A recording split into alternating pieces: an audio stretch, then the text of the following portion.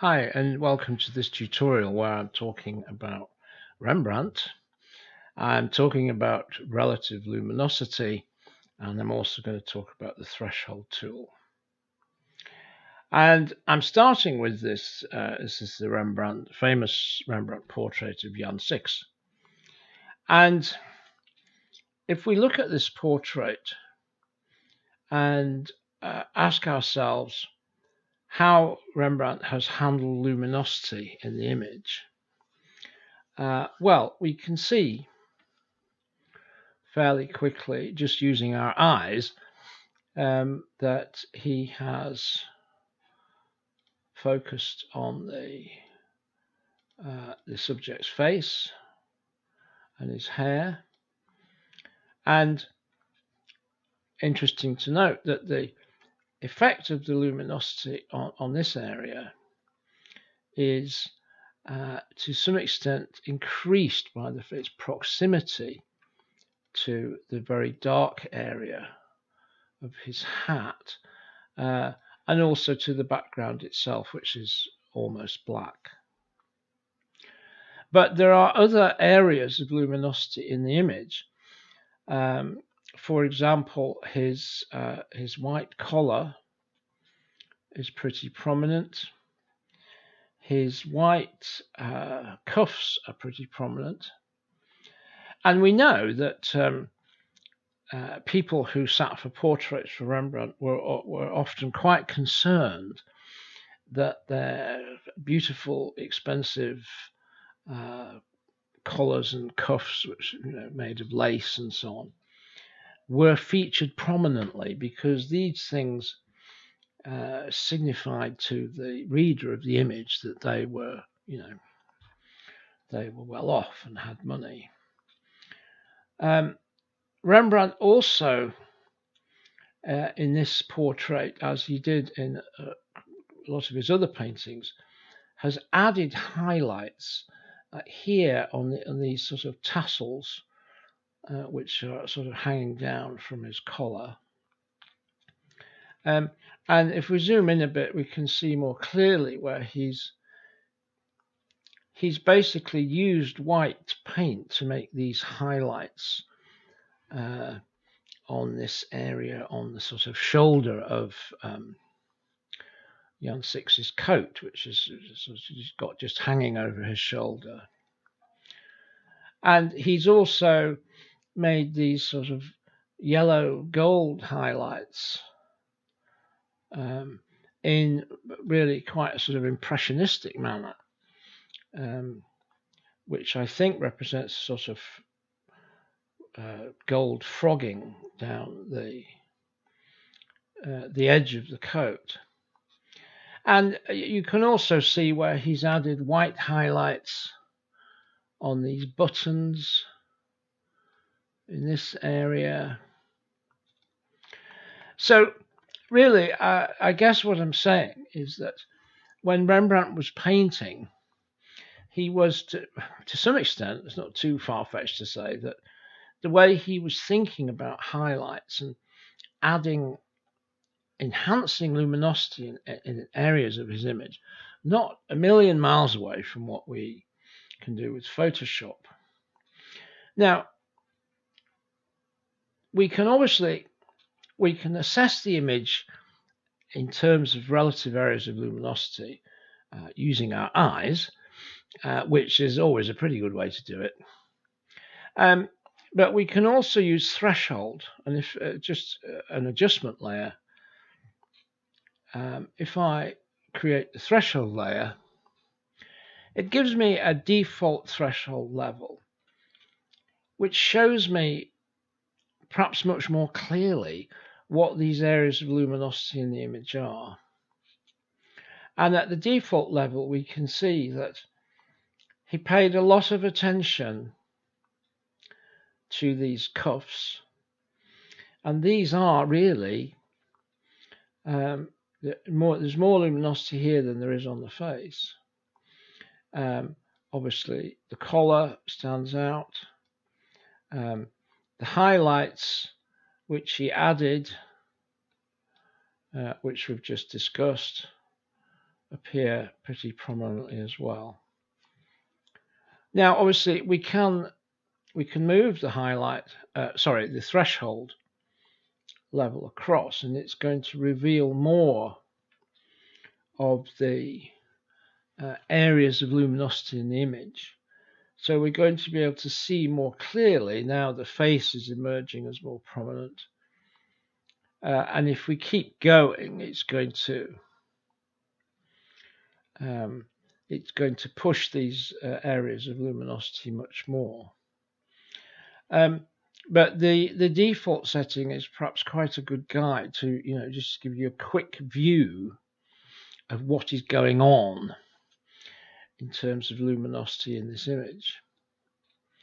As I say, I think Rembrandt's intention was to make these cuffs prominent, although we might have thought that, in keeping with what people often do with portrait images, he might have wanted to increase luminosity on the face.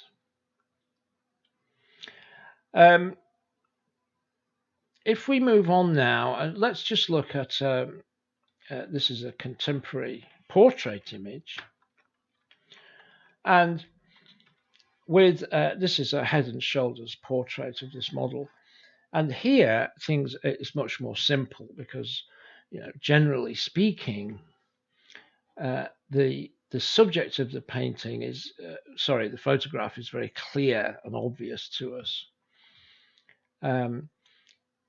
And this image has been edited previously with a view to achieving the sort of usual goal of a portrait, which is to make the subject stand out. However, if we now run Threshold on this, it will probably become much more obvious to us that we have these two areas of quite strong luminosity up here in the top left. And so this might make it more obvious to us that these areas of luminosity are to some extent competing with our subject for attention. So if we just toggle that off, that might cause us to think, well, perhaps we should, if we just very simply apply the brightness contrast layer, that might cause us to think that we should tone that area down. And then if we mask that, obviously, in the usual fashion, we might decide that we don't need quite so much luminosity in this top left. I'm just doing this very quickly to illustrate to you. I'm not sort of being careful with it at all. But so that might cause us to think that we ought to tone down that luminosity there. And then if we go back and look at the threshold again, well, we can see that we've dealt with the smaller area, but the larger area is still quite prominent. So we might think of reducing that brightness on that area even more.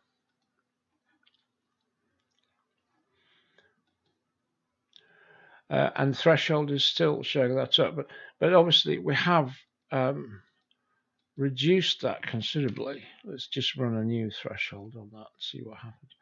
Yeah, so it's still registering that area as very bright. But when we look at it with our eyes, I think we would probably feel that we've done actually quite a lot. I'm just going to tone that down slightly. So I think always, the real judge is your eye, and if the image looks good to you, then that's the most important thing. But really, just trying to illustrate to you how Sometimes when we're just editing, it's not always immediately apparent to us exactly what is going on with luminosity in our image. And we can use Threshold to help us analyze the image and analyze what's happening with it. If we just go back to Rembrandt again quickly, here's the Night Watch, which is one of the most famous images in the world. And it is said that when the Night Watch was first shown, people were absolutely enthralled by what he had achieved. The impact of the image, notably with the way he had caused this central figure to be so prominent and have so much light, the illusion of so much light on this central figure, and this the area of the figure next to him and this figure here. These are really what your eye focuses on immediately when you look at the Night Watch. But obviously, if we look at the rest of this, what is a very complex scene, we'll probably be able to see these areas where Rembrandt has chosen to add luminosity, as onto this small girl here, on the face of this individual here, on the face and the rough collar of this guy here, the face, and as you can see, the reflection on this man's helmet on this side. He's added quite a bit of luminosity onto this figure here and this sort of yellowish drum that he's holding. So he's quite prominent. He's added additional luminosity onto the face of this guy here, who's again got the sort of reflected light on his helmet. And as we study the image, we can fairly easily see these areas where Rembrandt has chosen to enhance the luminosity to give more impact to individual areas of the image, which of course is exactly what we're usually aiming to do with Photoshop. And here, and here, and also here. So we can see that Rembrandt is, he's creating this rather dark, somber background, and then he's giving us these, like this almost brilliantly lit figure in the foreground. Now, once again, if we run a threshold on this, we can immediately see our suspicions confirmed. We can very quickly see what is, in effect, I suppose you could call it a sort of luminosity map of the image. And it shows us immediately which are the most prominent areas of luminosity in the image. And once again, we can push the luminosity slider to bring in more light, and as we do that, to some extent the sort of secondary areas of luminosity come into focus a bit more.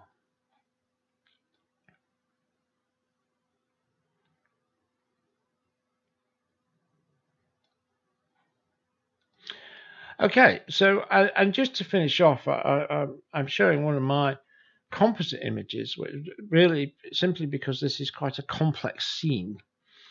It's got a lot of it has this female figure duplicated about 20 times in this image. And once again, with an image like this, I suppose we're asking ourselves, well, what is it we want to achieve in terms of relative luminosity with this image? This has been edited quite a bit. What is our intention? One of the things which strikes me immediately is this instance of the female figure is pretty bright, and it's brighter than this this one right at the front here. So I suppose we could say to ourselves, well, what should we do with this image? Should we try to have all these figures having a sort of equal luminosity, or should we try to pick out individual ones? Should we try to make this foreground image the one that has the greatest luminosity? So again, it's quite a complex scene. If we run Threshold, we can see instantly what's happening in terms of relative luminosity in the image. So we have these figures here, their faces are relatively dark, but they have highlights on on areas of their bodies, of their clothing. We notice again this figure here in the background is pretty prominent, and we can see it makes it very clear to us that this central figure at the front doesn't have as much luminosity as this figure behind. So obviously our sort of artistic intention here is sort of totally subjective, but Threshold helps us to see exactly what's going on in terms of relative luminosity. And we might, with this image, perhaps we might decide that, I don't know, I'm just illustrating here, I'm not sort of doing a careful edit, but we might say that, perhaps we say that we think that we really ought to push additional luminosity onto this figure at the front, which we could just brush in from our curve.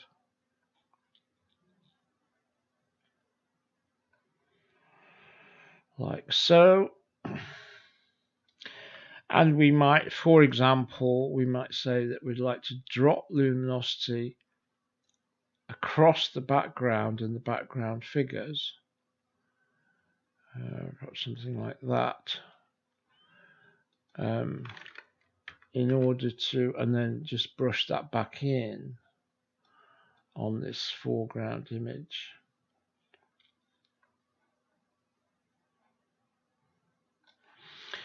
And then if we just move that up, if we go back to the Threshold image, we can see that to some extent, you know, what we've done there is we've just raised luminosity on this central figure. If I just toggle these two things off, this is what we had originally. This is where we've raised luminosity on this figure, and this is where we've reduced luminosity on the rest of it. And you know, totally subjective. We might think that it would be better to leave it as it is, or we might feel that we would like to raise this, perhaps just raise luminosity on this figure to make it match more with the other figures. You know, we might be thinking, well, we should aim for almost a kind of equal sort of luminosity. And that might cause us to think, well, we might do some